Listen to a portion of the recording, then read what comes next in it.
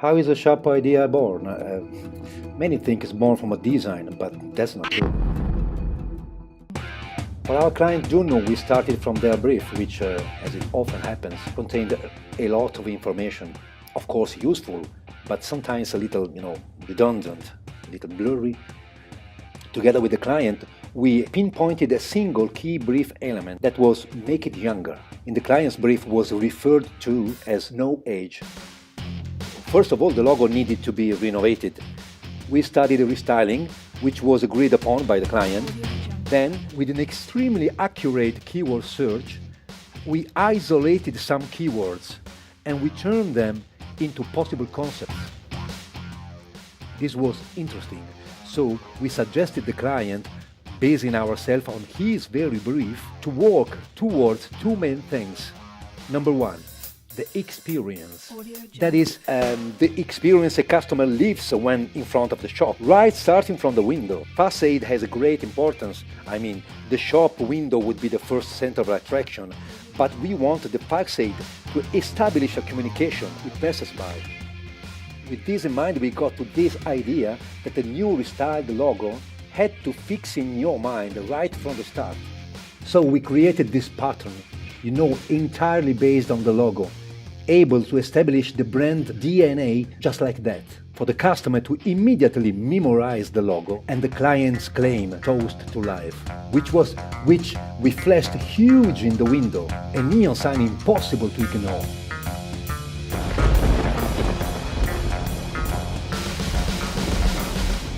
For the center of a shop, we thought of a fabulous moving and color-changing chandelier that would physically drag customers inside the shop. We also imagined a relaxed area, a cafeteria, where shopping partners, husbands, sons, daughters, friends, could hang around and admire this work of art. Enjoy the show, the chandelier, the runway.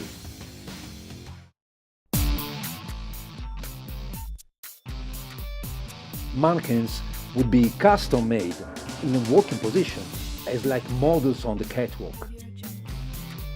Another idea was creating a new changing room concept, a most intimate place, almost a boudoir, There would be 5 of them with 5 different themes.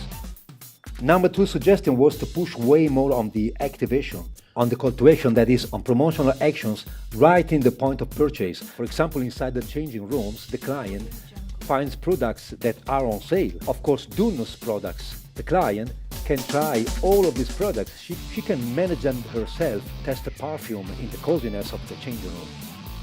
This results in a very strong impulse purchase mechanism. Outside the changing room, the customer can try out her outfits in front of a special mirror where she can take a selfie and immediately post it on socials with friends. Our client liked the strategy a lot, so we pinpointed some key visuals: the woman in the boudoir, the round shapes, the bar, the catwalk. At that stage, we had a single clear and agreed upon concept.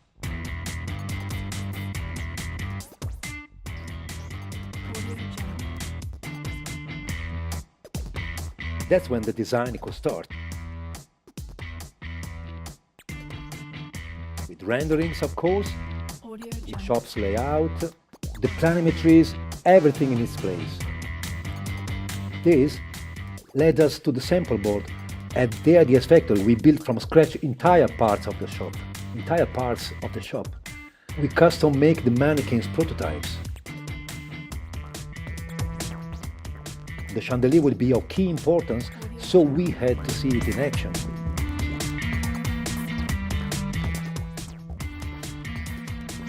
And the first time we saw it at work, we immediately realized that we had hit the target. Then we could proceed to production. Like it happens with all the Ideas Factory's productions, we first go through a stage of mock-ups. We don't like to do some parts, we actually mock up the entire shop. Again, because our buyer has to touch what he's buying, not only see drawing. Therefore, we engineer every single piece, every panel, every spring, every bolt, all precise measures, as though we had to start serious production like the day after. So we're not yet talking of producing a single shop. We're not there yet. we're talking of the mock-up of a single shop, sort of idealized. I mean, with all those floors and wall finishing, which once more will allow our client to choose the finishing he likes better. Half a wall made in one way, half in another, so the client can take his pick.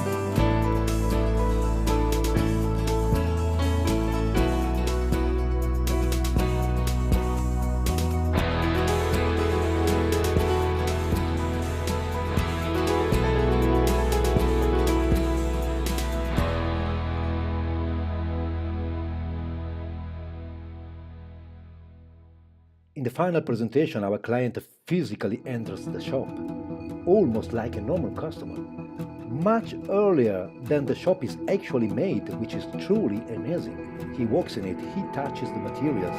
This is the time when we focus on fine details, the choice of a specific wood, how the crowd flow will work, what will be served at the cafeteria, if that chandelier can also be like miniaturized or whatever, or replied, any detail and final requests. We're still in time for a redesign, which sometimes happens. Say, for example, that the client chooses a certain material or a certain finishing. So those parts will have to be redesigned exactly like the clients will see them in the real definitive production. This is also the magic moment. I mean, even ourselves, who have been doing this for 20 years now, I must admit it, every time we end up being like, moved.